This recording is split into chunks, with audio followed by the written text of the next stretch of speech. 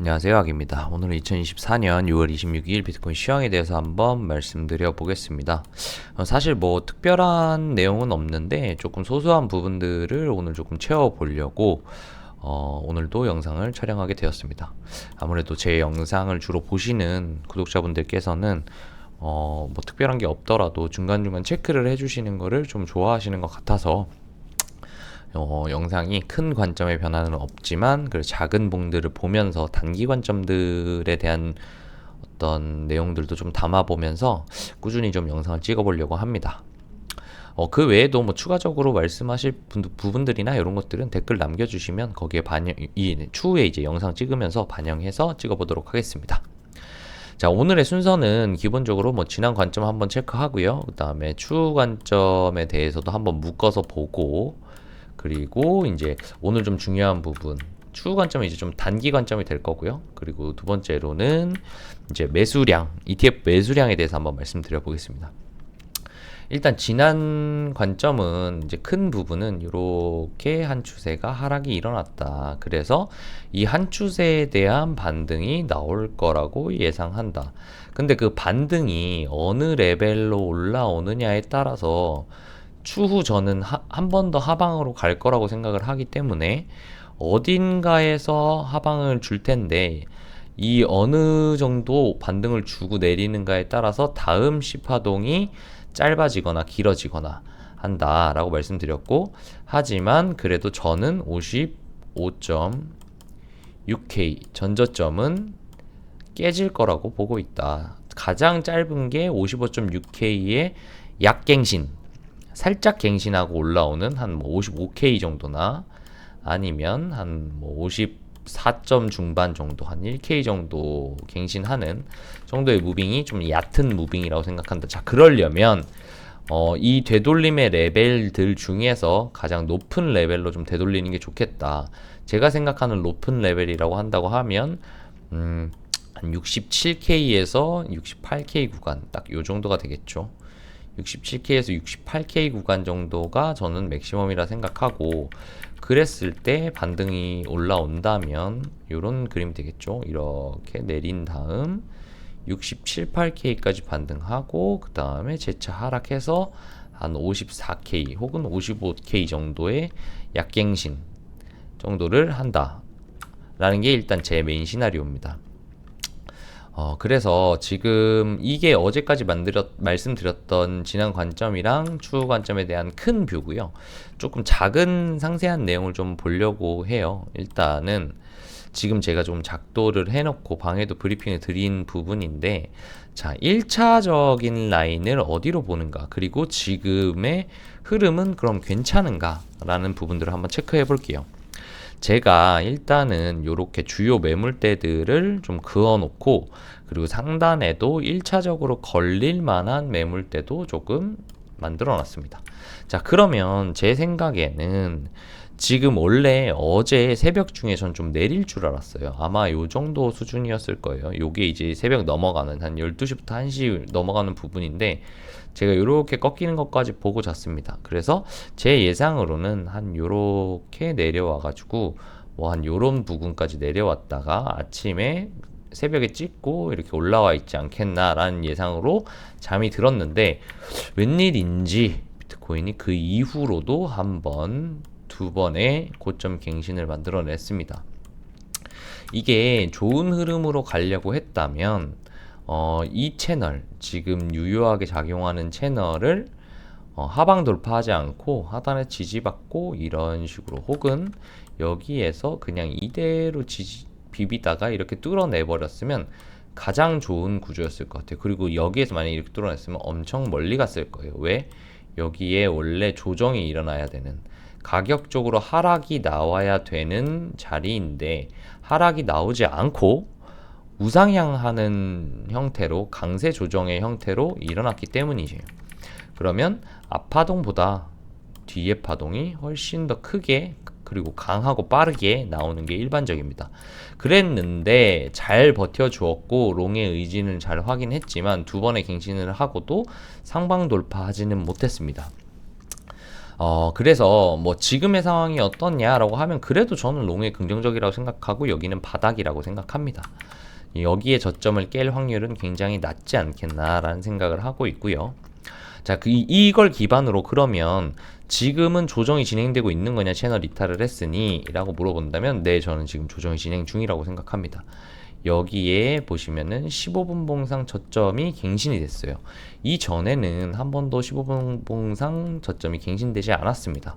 그 말은 아직 조정이 진행되고 있지 않다라는 걸 확인해주는 영역이라고 생각하고요. 지금 이렇게 15분 첫 갱신이 났기 때문에 다우 이론에 의하면 이제 처음으로 저점 갱신이 됐으니 여기는 변곡일 수 있다. 그래서 여기에서 이렇게 내리든 혹은 여기에서 저점 갱신하고 한 번 더 반등을 이렇게 주더라도 여기 고점을 갱신한다고 보는 것보다는 많이 올라와도 결국 한 발 더 빠진다 라는 접근을 해야 될 겁니다. 그래서 여기에서 반등 준다고 해서 추격 타시면 꽤 많이 물릴 수 있습니다. 이거는 결국 지금 큰 뷰에서도 마찬가지예요. 72K에서부터 하락하고 지금 여기가 바닥이라 생각하고 여기서부터 반등을 준다고 생각을 하는데 이게 A파라고 생각하기 때문에 웬만하면 물론 이제 변수의 케이스가 있긴 하죠.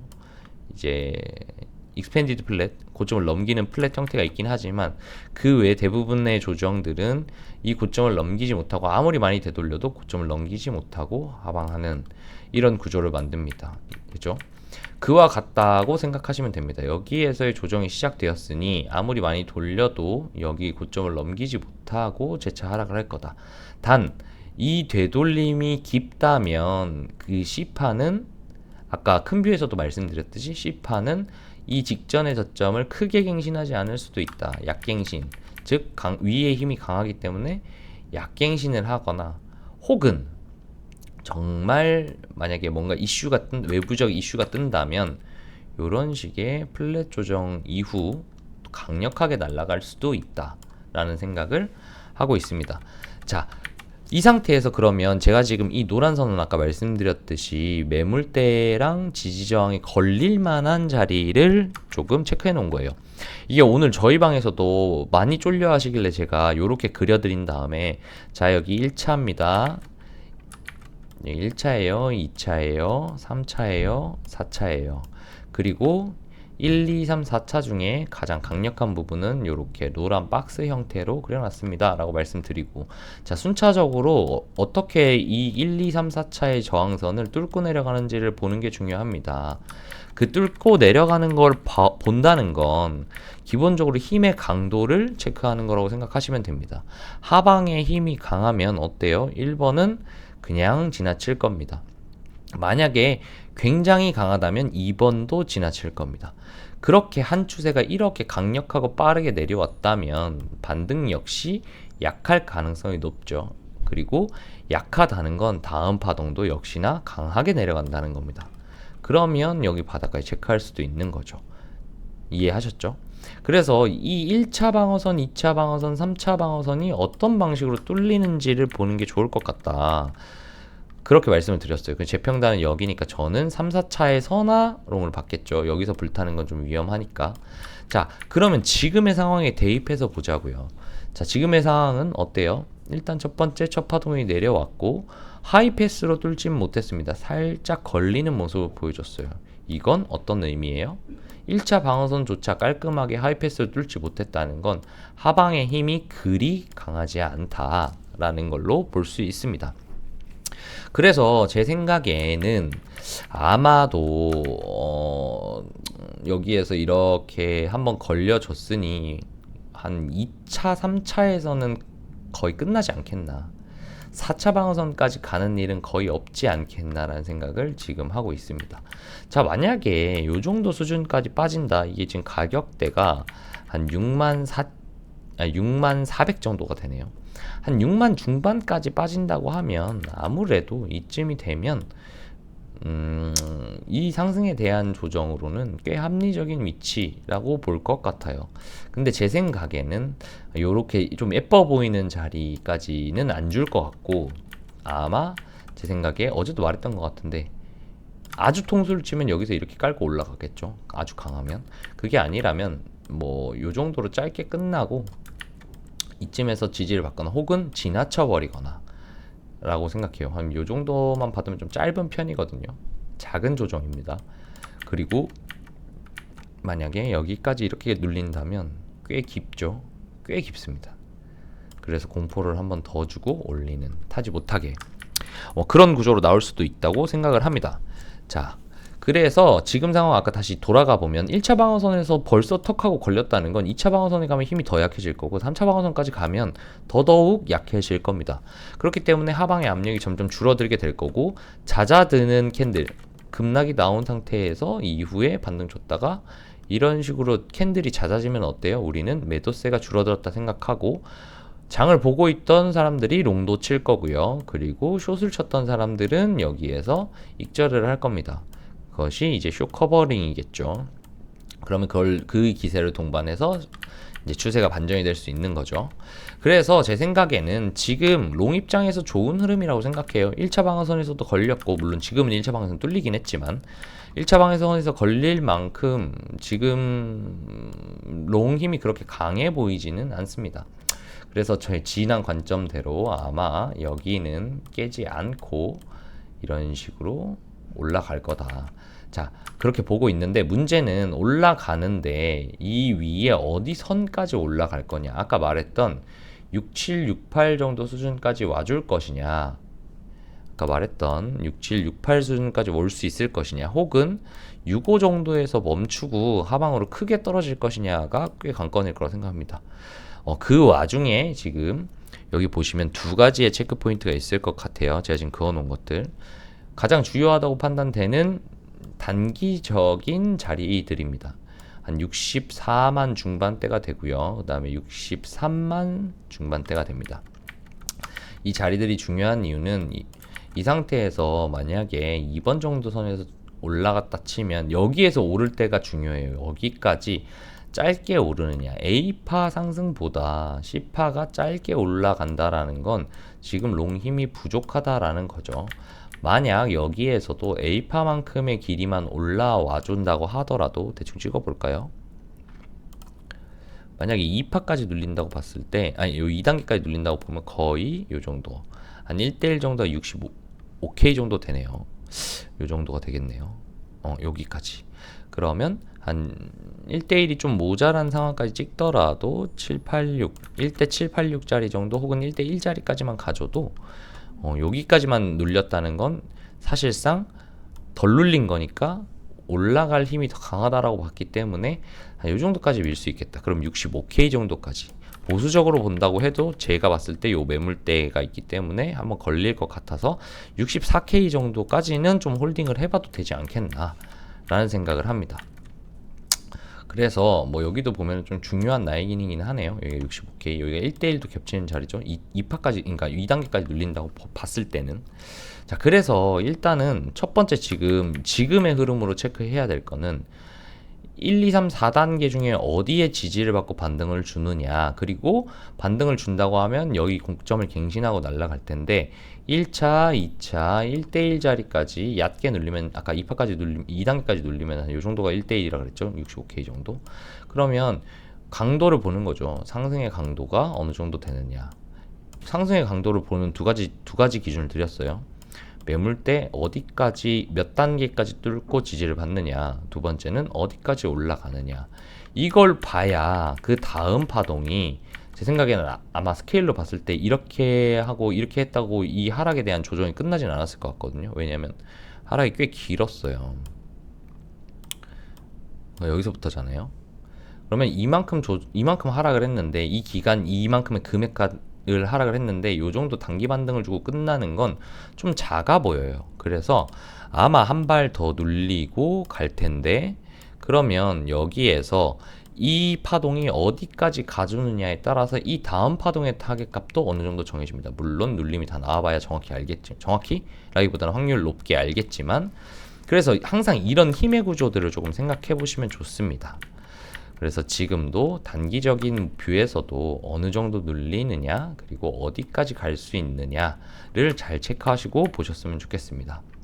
이게 이제 단기적인 관점에 대한 기준이고요. 그리고 추가적으로 오늘 조금 말씀드리고 싶은 건 이 부분인데, 오늘 ETF가 간만에 좀 좋은 소식이 있습니다. 이제 물론 저희 방에서 흑석이라 그래가지고 블랙록은 매수하지 않았어요. 블랙록은 매수하지 않았지만 그래도 이제 결국 여기구나. 잠시만요. 여기죠. 블랙록은 매수하지 않았지만 피델이랑 이제 와이즈가 사주면서 7영업일 하나 둘셋넷 다섯 여섯 일곱, 그쵸? 7영업일 일수로 따지면 거의 10일 정도 될 거예요. 여기 하루 쉬었고 주말 하나 꼈으니까 10일 정도 되겠네요. 10일에 순매도를 진행하다가 오늘은 순매수로 돌아선 모습이 보입니다. 최근 비트 기준으로는 ETF 영향을 꽤 많이 받는데 이런 부분들은 꽤 좋은 흐름으로 볼 수 있겠습니다. 물론 이 상승세가 이 매수세가 이어져야겠죠. 한 2, 3일 정도는 이어지지 않을까? 물론 이전에 하루 정도 매수하고 바로 던진 날도 있긴 한데 지금이면 가격도 괜찮고 해서 여러모로 한 2, 3일은 매수해주지 않겠나. 그럼 저녁장이 들어왔을 때 한 번 더 상승 노려볼 수 있다라고 생각합니다. 그래서 뭐 여러모로 차트도 괜찮고 내리는 힘도 좀 약해 보이고, 그리고 ETF도 순매수로 돌아섰기 때문에 롱 입장에서는 굉장히 좀 긍정적인 분위기지 않을까.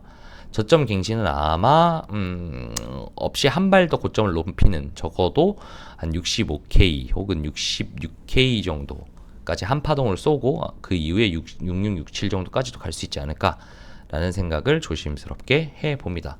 일단 오늘의 관점은 여기까지고요. 뭐 이런 부분들, 정보들이나 뭐 이런 아까 말씀드렸던 매물대에 대한 내용들이나 강힘에 대한 내용들이나 이런 것들은 방에서 계속 지속적으로 궁금하시면 물어보시면 저희가 좀 그러니까 이해하기 쉽도록 좀 설명드리고 있고 이런 정보들도 드리고 있으니까요.